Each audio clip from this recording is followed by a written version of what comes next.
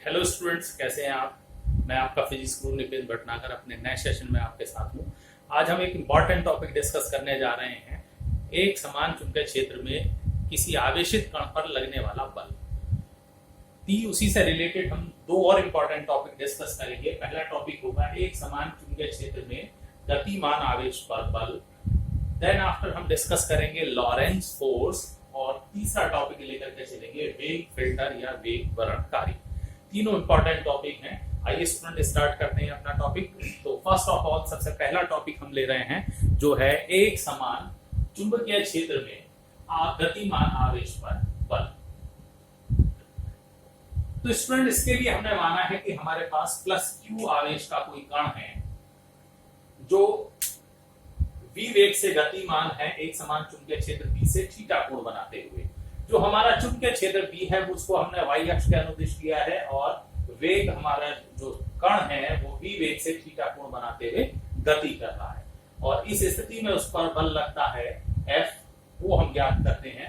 तो यह माना प्लस क्यू आवेश का कोई कण एक समान चुंबकीय क्षेत्र b में v वेग से क्षेत्र की दिशा से थीटा कोण पर गतिमान है। तो अगर ऐसी स्थिति है कि कोई प्लस क्यू आवेश का कण v वेग से एक समान चुंबकीय क्षेत्र b से थीटा कोण बनाते हुए गतिमान है, तब कण पर लगने वाला जो चुंबकीय बल होता है that is F = Q × V cross B। अगर इसका हम परिमाण देखें तो F होगा F QVB sin थीटा। तो ये है एक समान चुंबकीय क्षेत्र में लगने वाला कण। इसको हम इस तरीके से भी कह सकते हैं कि यदि कण हमारा v वेग से गतिमान है कोई थीटा कोण बनाते हुए, तो उस समय हमने चुंबकीय क्षेत्र के लंबवत दिशा में v का कंपोनेंट लिया है, और ये घटक क्या होगा v sin थीटा। तो इसका मतलब है कि किसी भी कोण पर गतिमान हो चुंबकीय क्षेत्र के लंबवत घटक अगर वेग का लें तो वही यहाँ हमने लिया है F = PQV sin थीटा, और you can say QVB sin theta. And this is an important formula जिसका हम काफी ज्यादा जगह इस्तेमाल करेंगे, और इस रिलेशन से आपको क्लियर हो रहा होगा कि जो फोर्स F की दिशा है वो V और P इन दोनों से मिलकर के बने हुए तल के लंबवत होगी, यानी उनके क्रॉस प्रोडक्ट की डायरेक्शन में होगी। इसको हम आगे डिस्कस करेंगे, और इस बल की दिशा हम ज्ञात कर सकते हैं। इस बल की दिशा फ्लेमिंग के बाएं हाथ के नियम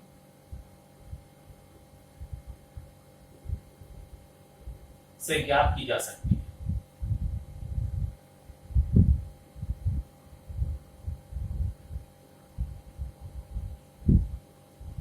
तो फ्लेमिंग के बाएं हाथ के नियम से इसकी डायरेक्शन हम फाइंड आउट कर सकते हैं। अब अलग अलग कंडीशन से ली जा सकती हैं।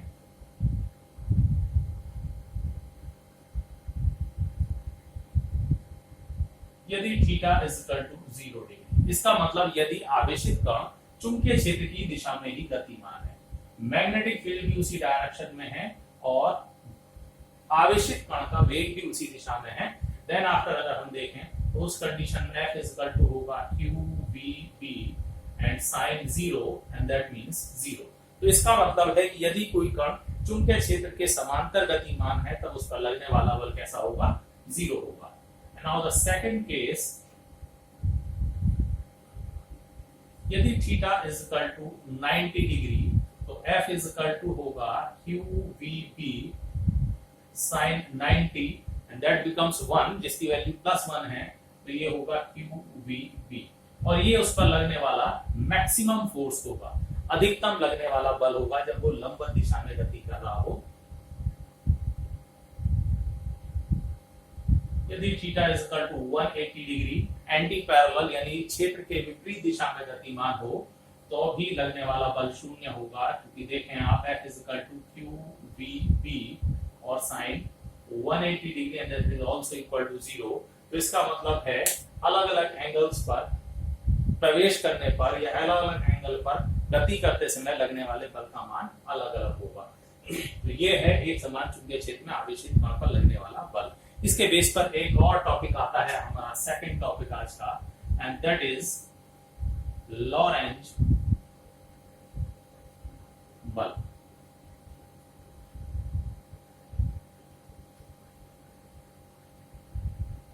That is Lorentz force. अगर हमारा आवेशित कण किसी ऐसे क्षेत्र में गतिमान है जहां चुंबकीय क्षेत्र और वैद्युत क्षेत्र दोनों उपस्थित हैं, तब उस पर जो लगने वाला परिणामी बल है उसको हम कहते हैं लॉरेंज बल। ठीक है, तो यदि कोई आवेशित कण ऐसे क्षेत्र में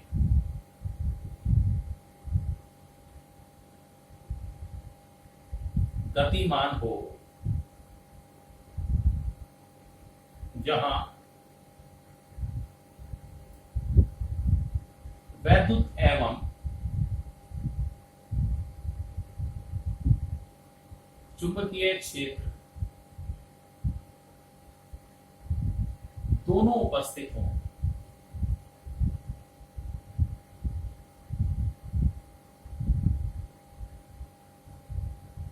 तब कण पर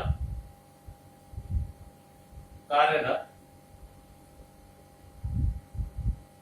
परिणामी बल लॉरेंज फोर्स कहलाता है।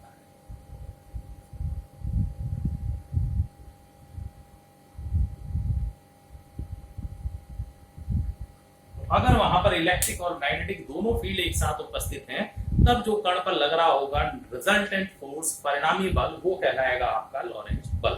ठीक है, इसको भी हम डायग्राम की हेल्प से क्लियर करते हैं।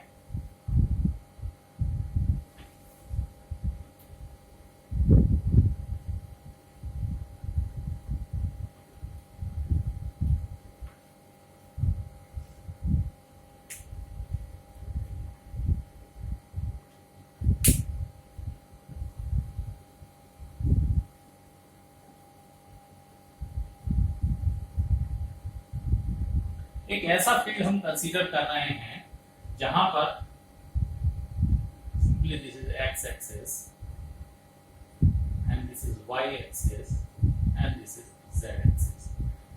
ये ऐसा क्षेत्र है जहां पर वाई अक्ष के अनुदिश हमारा इलेक्ट्रिक फील्ड कार्य कर रहा है,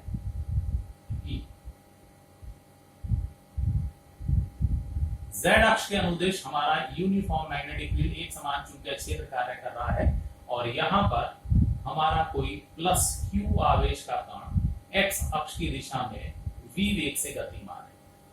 तो ऐसा हमने एक क्षेत्र लिया है जहां वैद्युत क्षेत्र E y अक्ष के अनुदिश है और चुंबकीय क्षेत्र z अक्ष के अनुदिश है, और वहां प्लस क्यू आवेश का कण v वेग से गति कर रहा है। तब क्या कंडीशन होगी?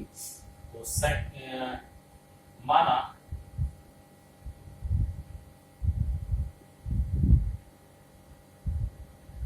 एक क्षेत्र में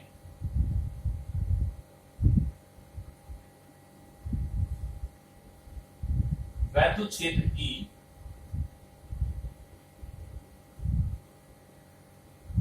y अक्ष के अनुदिश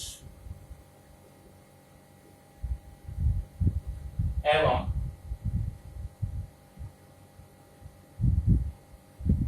चुंबकीय क्षेत्र B z अक्ष के अनुदिश है।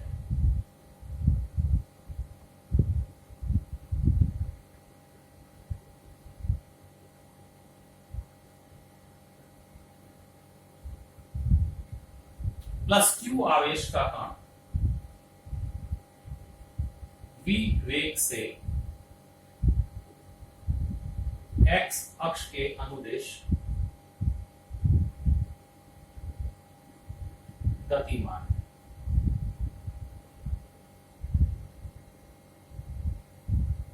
ठीक है, तो वैद्युत क्षेत्र के कारण लगने वाला जो बल होगा वो हम देखें तो प्लस चार्ज पर इसी डायरेक्शन में फोर्स लगेगा, and that is Fe electric force. तो प्लस क्यू आवेश पर कार्यरत वैद्युत बल Fe इज इक्वल टू हो जाएगा, F इज इक्वल टू होता है QE, और ये है हमारा y अक्ष के अनुदिश, तो इसको हम कह सकते हैं J है।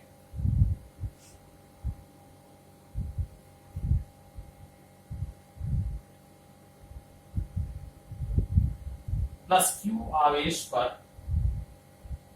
कार्यरत चुंबकीय बल, that is Fm। Fm is equal to होगा Q और V क्रॉस B, या इसको हम लिख सकते हैं Q। V हमारा है x अक्ष के अनुदिश, तो we can write V I cap. B है z अक्ष के अनुदिश, तो इसको हम लिख सकते हैं B और K कैप। ठीक है,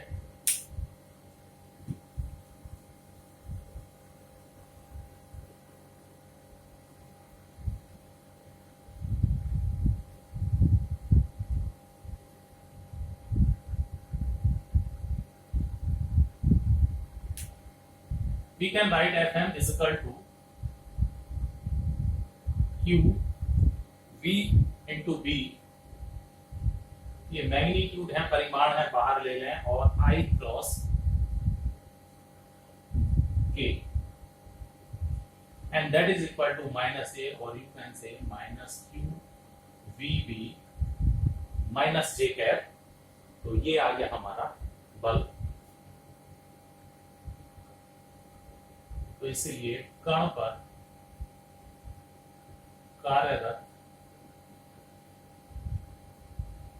लॉरेंज बल, and that is F is equal to होगा Fe प्लस Fm। दोनों बल, वैद्युत बल और चुंबकीय बल, दोनों का अगर योग कर दिया जाए वेक्टर सम, तो that is called Lorentz force, and that is equal to QE J cap और माइनस QVB J कैप। फिलहाल इस डायरेक्शन में हमने जो लिया है वो इस फॉर्मेट में हम ले सकते हैं। तो ये है हमारा